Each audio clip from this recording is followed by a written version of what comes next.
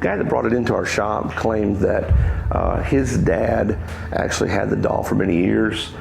It was found inside of a wall in his parents' home.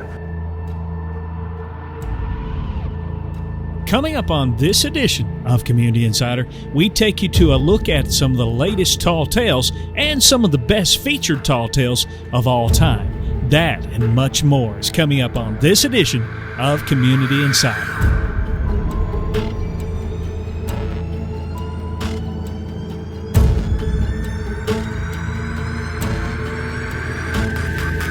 When was the actual first time that you experienced something paranormal? I moved in November, and it was around November that I first started noticing things. Okay. Her daughter Ophelia felt sorry for her and took her in. And they got her all cleaned up and stuff, and it turns out she was one of the most beautiful ladies in the county, and all the men, the young men, were chasing her and made Ophelia jealous. Well, the rumor got around that she had cast a spell on all the men, and the stories reached such a fever pitch that a mob grabbed her and buried her alive here. But in looking at the records, there's always, like I said, there's always some basis of truth in every legend. Great family.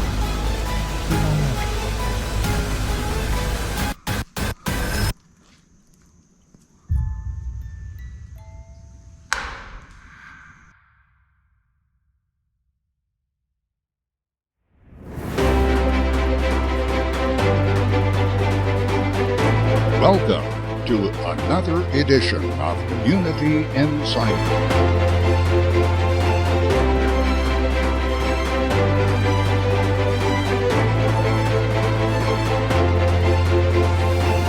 Join us as we travel Middle Tennessee, uncovering history and experiencing the adventure of unique stories and events coming to you inside your community.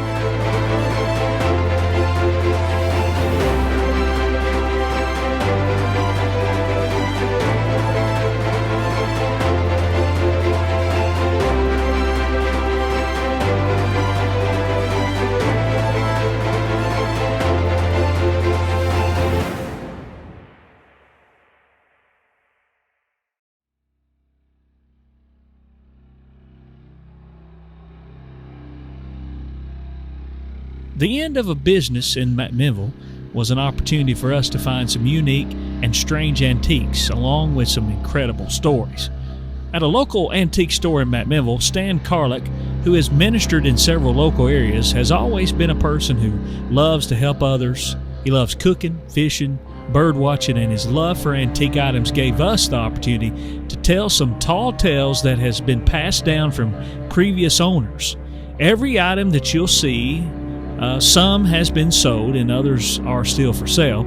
So if you're interested in some of the strange but unique items, remember, they lack nothing when it comes to tall tales that goes with them.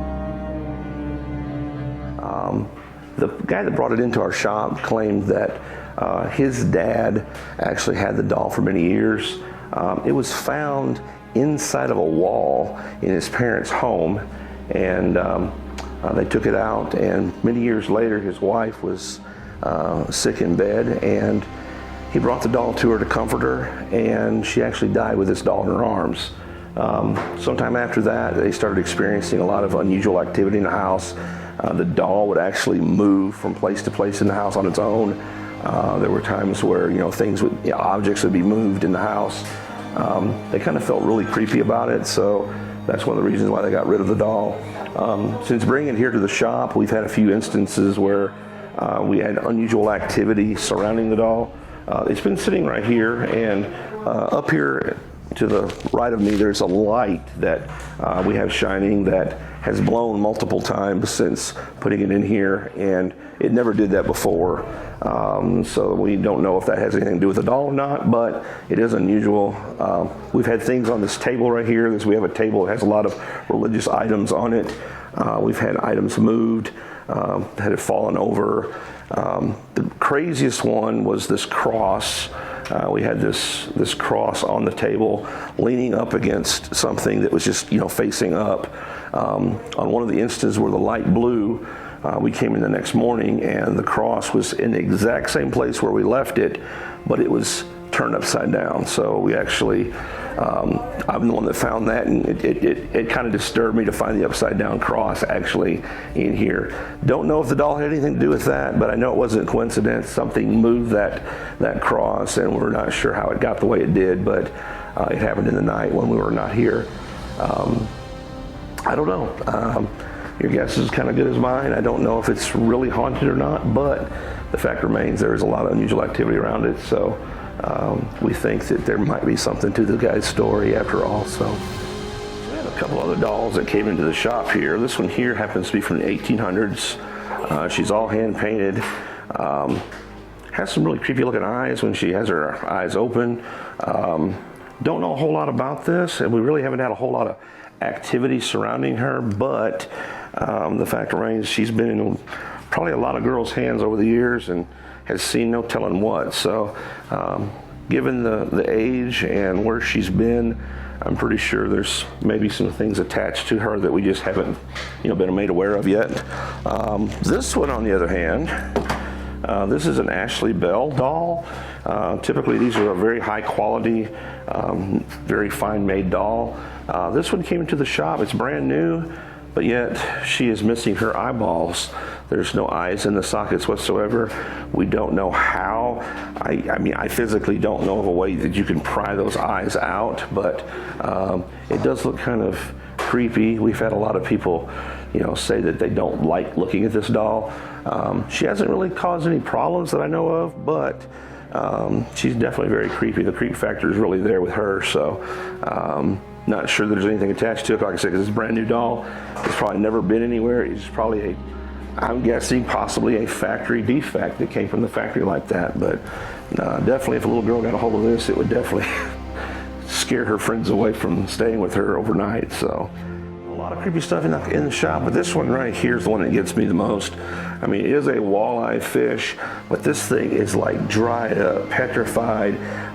It doesn't look like it was ever really done with a professional taxidermist. So when they mounted this thing, they just mounted it just like it was when it came out of the water, and it is creepy. I mean, it is like a mummified walleye head, and it, people will walk by it and look at it and just like shy away because it does look terrifying. So this cabinet, my daughter, who owns the store here, bought this to put in here.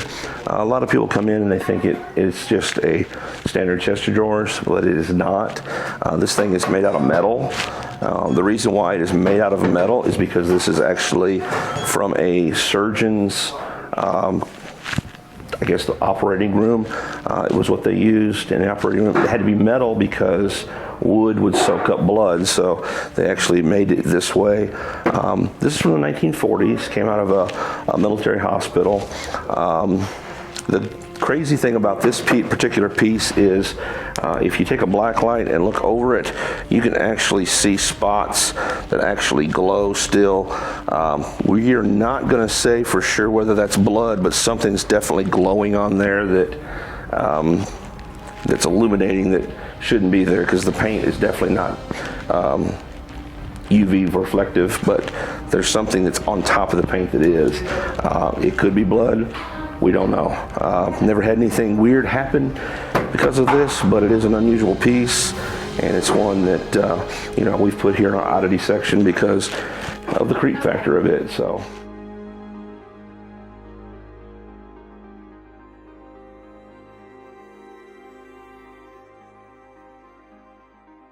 Thank you for tuning in to this edition of Community Insider Tall Tales. We're here in McMinnville with Brandon Barks. He is a local talented artist. What do we have here, Brandon? Thanks for having me, Tisha. This is a 14 by 22 on poster board of a Halloween 2 Michael Myers scene from the ending of Halloween 2, 1981 released. It's kind of the scene when he gets shot, is right before his death. I done this in 2017 when I first actually started out getting back into drawing, actually feeling, you know, my flow and stuff. So, but yeah, that's what this is right here. How long does it take to master something like this? It's just like riding a bicycle, I tell everybody. It's not really a talent, it's just like riding a bicycle. The more you do it, the better you get, you know. How old were you when you first started drawing? Probably maybe 5, 6 years old. Yeah, that's when I started scribbling around, you know. Yeah. Did you have a good teacher or someone that you looked up to? Maybe you wanted to be like them? A good friend of mine actually passed away a couple years ago, Brandon Hillis, who was my art mentor, my best friend of over 20 years. He taught me a lot of little tricks and little, I don't know, just little ways of fixing artwork people wouldn't normally see, but I know it's there because I fixed it, you know. But yeah, he was a good friend and he tragically passed away, so yeah. Awesome. Yeah, Brandon actually has been on the show. His dad is Gary Hillis at Highway 30 Market. So I guess this is kind of like a memory of Brandon because, you know, he inspired everybody around him. Oh yeah, most definitely. Would you say that maybe he taught you a few things or? Oh yeah, like, yeah. He taught me a lot of things, like instead of scrapping a piece of artwork, he's like, you can fix almost anything, you just got to know what you're doing, you know. So yeah, he was also kind of like an art psychiatrist for me. I'd be frustrated about a drawing, I'd call him and we'd be on the phone, and within 2 minutes time he's sending me a picture of, you know, what the picture should look like and tells me everything I've done wrong and what I need to do to fix it and stuff like that. I have a Daredevil drawing that I did, nothing fancy. This is actually a bust that Marvel did a series of, and I just replicated it and added the DD in the background because I'm a huge Daredevil fan in the comics and on the Netflix show. The next piece is just a coloring page that I had drawn to pass some time at home of the great Chucky Finster from Rugrats. If I could imagine myself as a cartoon character, it probably would have been this kid who was afraid of everything and really goofy, and I always had messy bed hair, but luckily no orange square glasses, or purple square glasses. Jumping back to the Halloween theme, this is obviously Grandpa Monster from the Monsters. This is done in Prismacolor markers and colored pencil. It was just, like I said, something quick and easy for my Halloween sketches. Another addition, probably the most detailed and my favorite from that Halloween set, is of course my Chucky doll, which not to be confused with the cartoon character, obviously. This one is done in a multitude. I have a little bit of paint, a little bit of Prismacolor, a little bit of colored pencil. I don't know, I would say I probably got about 17 hours just in this sketch. Once I got rolling, I couldn't quit with adding details and little things. Like I said, it's probably my favorite in this stack. Continuing the horror theme, I have my Bride of Frankenstein. This picture kind of speaks for itself. I went with, a lot of these themes were in black and white because a lot of the images were black and white. There's something that black and white does for me as far as adding detail and depth and storytelling, so I tried to make her look as creepy as I could to match the original movie, and I think I did a pretty good job. I could pick it apart, but I think it's a good standalone piece. And finally, on Wednesday, the week before Halloween, I decided to draw Wednesday from the Addams Family. I grew up with this version of the Addams Family. As somebody who had to choose between the Monsters and the Addams Family TV shows, I clearly chose the Monsters, but these movies stood alone for themselves. She was probably done in about 6 or 7 hours, Prismacolor markers, and I used white paint pen for her dots. I love this drawing as well. He was a great guy, and he definitely taught me a lot of stuff about art, yes. Okay. You also have some other drawings. Let's take a look at those. So Charlie Brown, Halloween, that's kind of an iconic classic. Yeah. How long did it take you to draw that? The background's what took the longest. I mean, smoothing the colors, like, because everybody thinks you just lay down the color and it's finished. No, actually, I lay down the color and then I take a blending pen or a blending marker and actually go over it and smooth out the colors, make them all smooth and nice and pretty, you know. So, Okay. but yeah, it took That's me a really little while. pretty. Yeah, thank And you. you also do custom pieces, correct? Yes. I also do custom commissions upon request. Right now, I'm kind of backed up on 2 very large 18 by 24 pieces. So, but I mean, I can still fit, smaller commissions in right now. But I mean, for right now, I'm working on some pretty large commission pieces, the largest I've actually ever done in my whole life. So, Have you ever thought about creating like a coloring book or something of that nature? see, that's odd you say that, because Brandon used to always tell me that all the time, that I should make like a horror movie coloring book type thing, like Michael Myers and Jason and all them. So, yeah. That's cool. Yeah. What else you got for us? Let's see.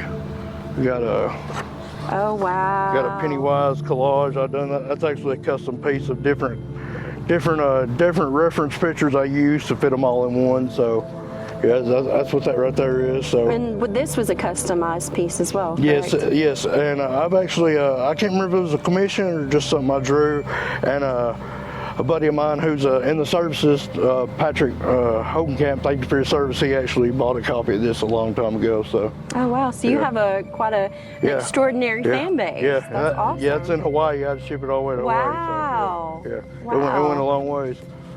This is a custom piece I done from just doodling around my own head. Like this ain't nothing from a reference picture or nothing, but yeah, it's just something I created and thought it was cool. I wanted to draw my wife like a little Halloween spooky tattoo, because she wanted one, and that's what I came up with, and that's what the finished product was. So That's pretty awesome. thank you. I could see that being kind of like a really child-friendly drawing as well. Yeah. So that's why I say maybe possibly after we get off here, you could probably customize a coloring book for children and sell it. I mean, Yeah, that'd be I cool. think that you have artwork that is for everyone. Would you agree? Well, thank you. Yeah, so some of it's a little more scary, but most of it, it's just child friendly and stuff, and yeah, Okay. PG-13. So you've got Casper, and then you have, of course, Michael Myers. and Pennywise and stuff. Yeah. This is actually a piece I've done just for my wife. Oh, wow. And there's actually a local person that kind of took this and went and got a tattoo of it, and Kind of reminds me of a sugar skull, but from like a mural Yeah. perspective. Yeah. That's really interesting. So this right here, is that a mirror, or what is that exactly? I have no idea. I did look off a reference picture and draw this for the most part. I changed a few things like the roses. I changed them and changed them in her hair. And the skull, I done a little bit more different detail than what was in the picture with a pen. But yeah, once again, I done this. My wife wanted me to make sure I said I done this for her. And That's yeah, beautiful. thank you. So how do y'all celebrate Halloween? What do y'all usually do? Oh, it's Halloween every day at my house. Is it really? I mean, yeah, I got a room nothing but scary movie stuff. So yeah, like a whole room, like horror display stuff. What's yeah. your favorite Halloween movie? My favorite Halloween was actually the original Michael Myers Halloween 2, 1981. That's probably my favorite Halloween movie. Awesome. What else we've got for you? Got some Evil Dead 2. Oh, wow. Yeah. The Evil Dead. Wow, Yeah. that is a classic. Yeah, this is actually a custom collage of different reference pictures I looked at and kind of formed them all into one. This is a quite old piece. I've done it quite a few years back, but yeah. Yeah, that's pretty scary. yeah. So some of it's not really stuff a kid would want to see before they go to bed, I guess. Of course. Nor should they want to see this, but I think this one comes from the Sword in the Stone. You're exactly That's right. That's actually one of my favorites. You're exactly right. You're exactly right. Yeah, it's where the witch turns into and battles Merlin. Yeah. Battle him. There we go.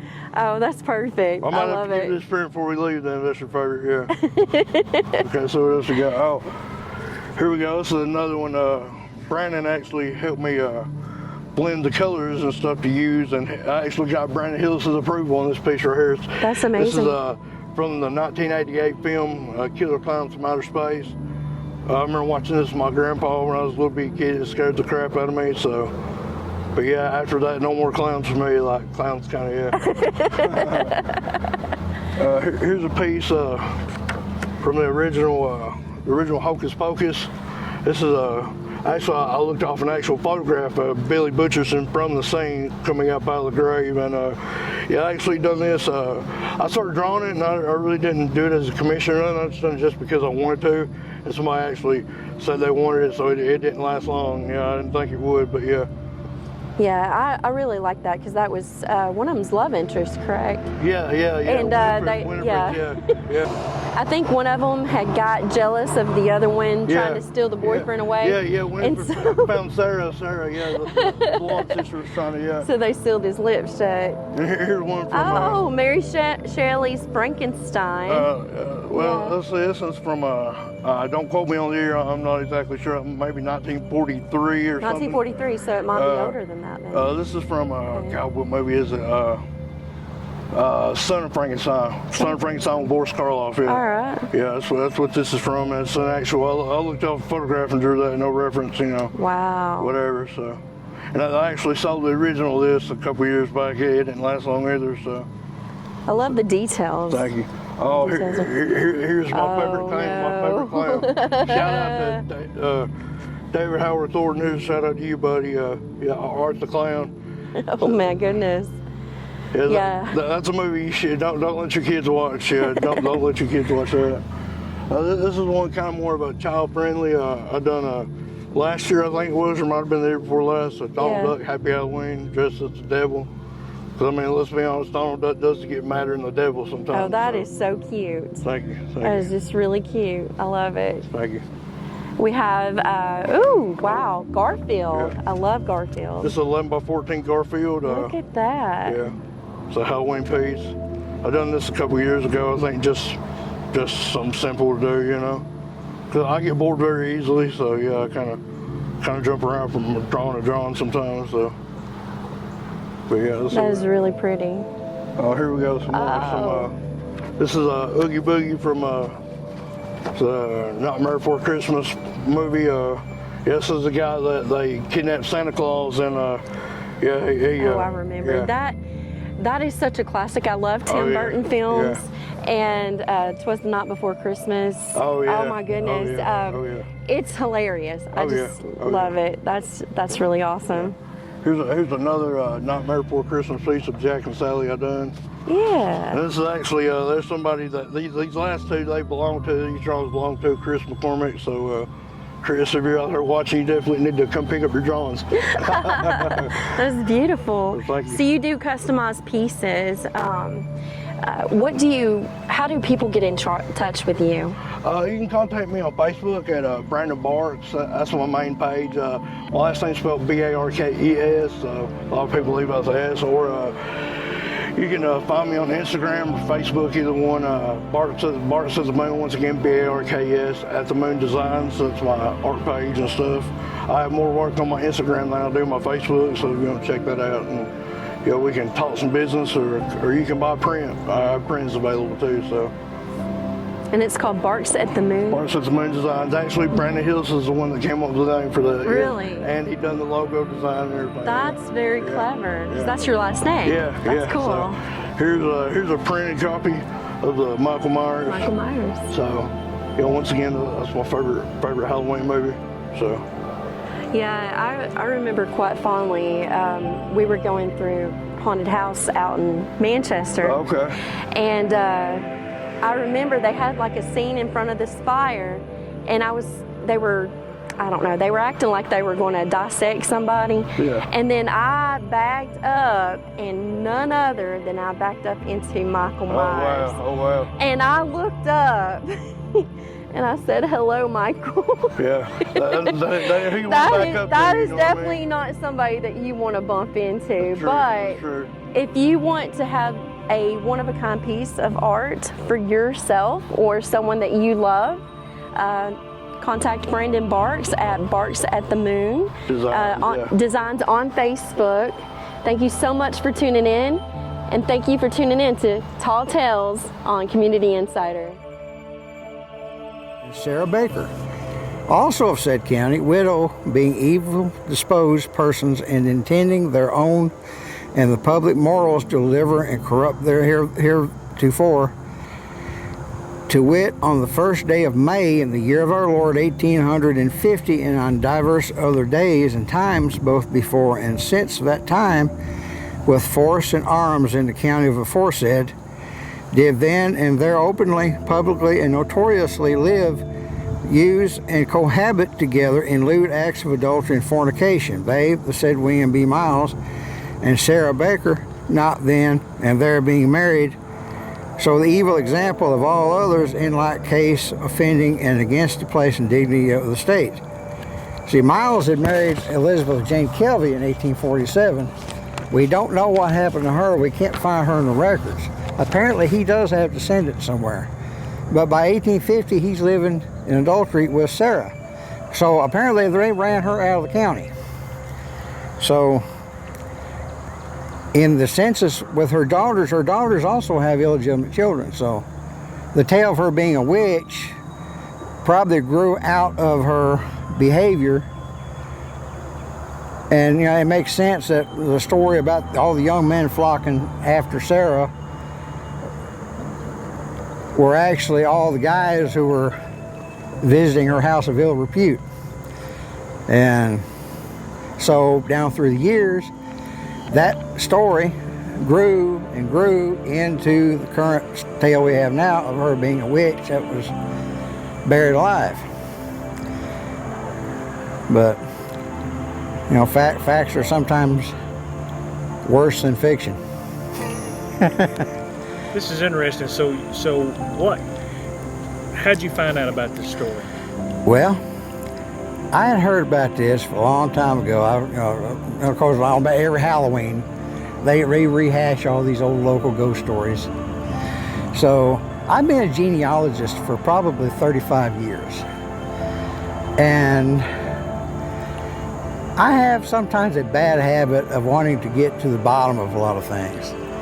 So I'll go to the library, I'll go to the archives, and I'll dig up as much as I can just to get to the facts. And that's how I uncovered all this information. And for a long time, they were saying, well, there's no records on a Sadie Baker, but you know, Sadie's a nickname for Sarah. And this is the only Sarah Baker that fits in the narrative. As far as the Shelton, there, you know, of course, you know, Ophelia Shelton, her father, John Shelton, lived in fairly close proximity to her on the census records. And there's no such person as Ophelia Shelton, so that part of the story is completely fictional. But John died before 1870, and his wife returned with her family back to McMinn County. That's where they had come from.